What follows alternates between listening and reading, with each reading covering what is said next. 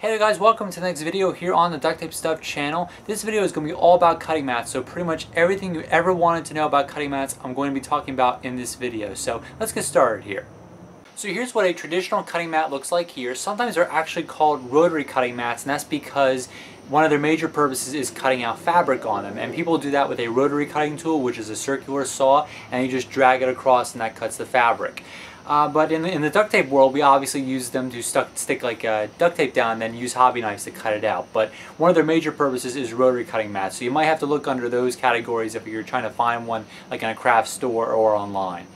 Now they do come in a variety of different sizes, so you can get cutting mats that are 1 foot by 1 foot, you can get them by 1 foot by 18 inches, which is what this one is here. This one's made by Westcott Brand cutting tools, in case you guys were wondering.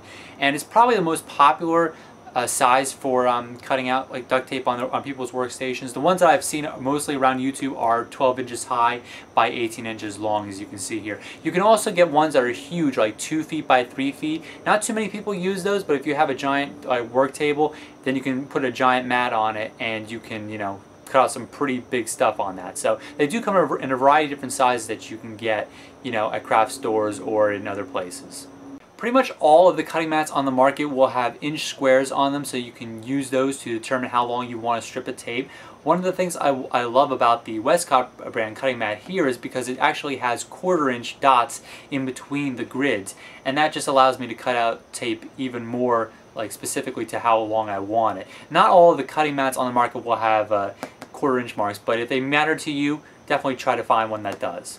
Now, if you're looking for a cutting mat, one of the features you definitely want it to have is for it to be self-healing. And self-healing is one of the greatest features for cutting mats. It should say right on the package when you buy your cutting mat.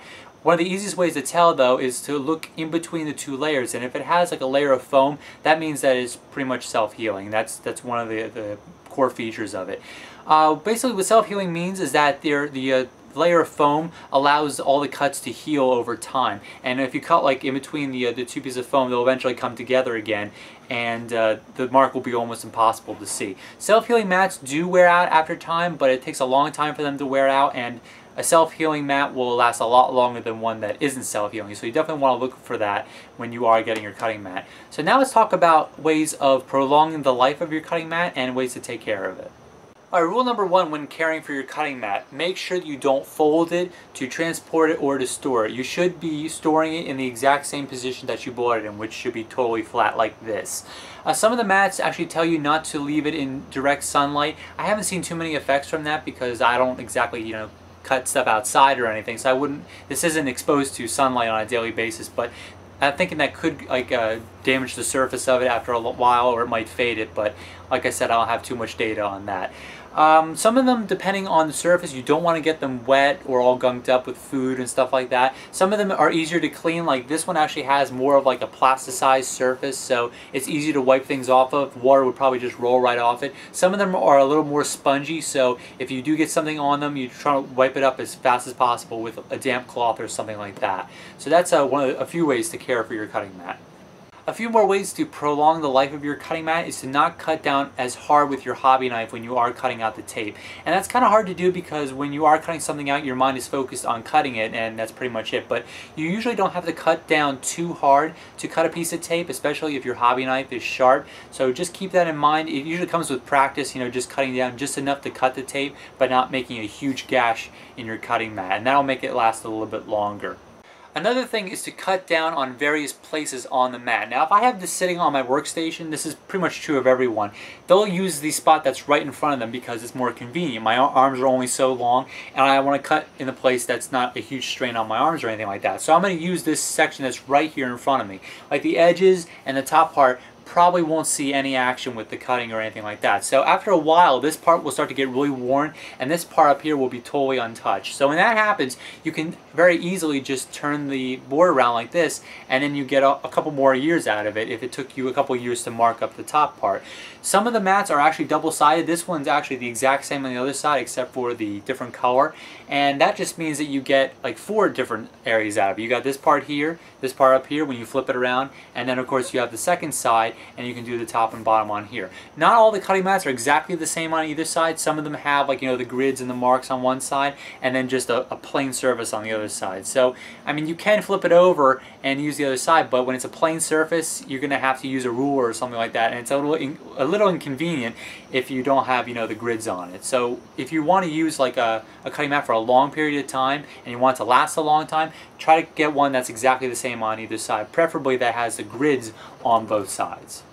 We're going to wrap up this video with a solution to a problem that I get a lot on the channel. A lot of people message me about this, and that's the adhesive from their packaging tape getting stuck on their cutting mat here.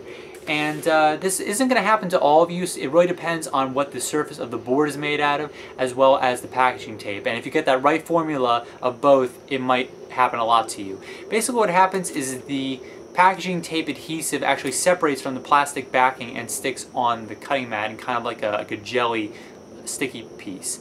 And the easiest way to get around this, if it is happening to you, is to very slowly peel off the packaging tape if you're using it to hold down like a piece of paper or a piece of duct tape or something like that. Very carefully peel it up. Don't rip it up really quickly, and it should, you know, it shouldn't leave too many adhesive pieces on it. If it does, the easiest way to do this is to fight fire with fire. A lot of people ask me, should I use like Goo Gone? Should I use a bunch of chemicals? No, you should use a piece of packaging tape, and if it does get stuck on it, you just want to take your packaging tape and drag it across the part of the cutting mat where the adhesive is stuck on. And eventually, if you do this a few times, this will get all the adhesive up, and it should just, you know, completely leave you with a clean mat. This is also one of the easiest ways to get a whole bunch of duct tape pieces off your mat as well. If the pieces are really tiny, instead of peeling up each individual one, you can just take a piece of duct tape or a piece of packaging tape and roll it across, and this will get all those little pieces up in a few seconds. So it'll definitely come in handy for that. And that pretty much wraps up this video on cutting mats. I think that pretty much concludes everything that I know about cutting mats and shared it with you guys. If you guys had any questions or something like that, leave a comment below and I'll try to answer it, or just private message me about cutting mats and I'll give you all the information that you need. But this video pretty much covered all the bases. There are a few other things like I'll probably think about later, but you guys can message me about that. So catch you guys next time on the channel. Hopefully you enjoyed this info video on cutting mats.